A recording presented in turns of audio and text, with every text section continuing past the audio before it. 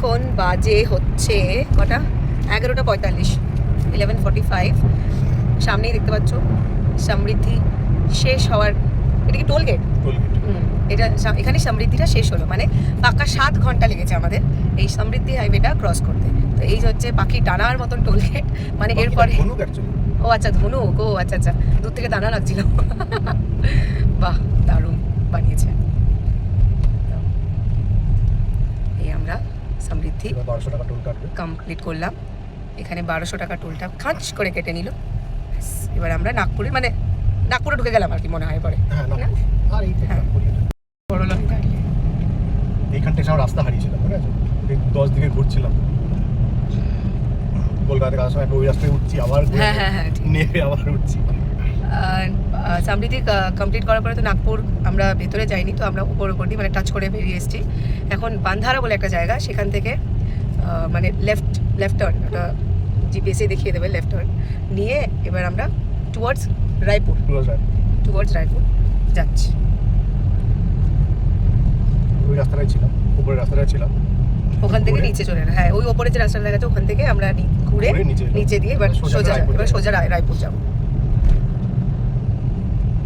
এইটা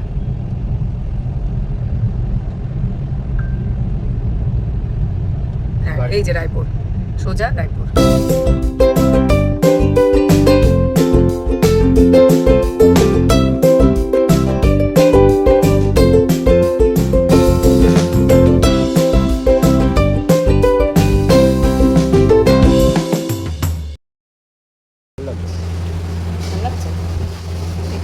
ঝাল খাবার খাই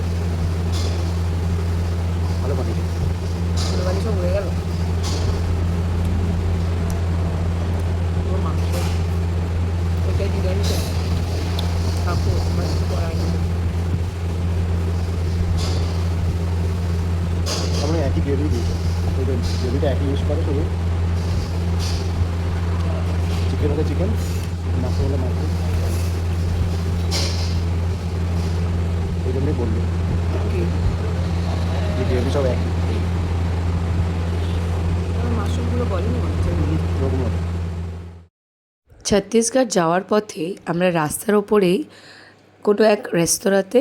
লাঞ্চটা সেরে ফেলেছিলাম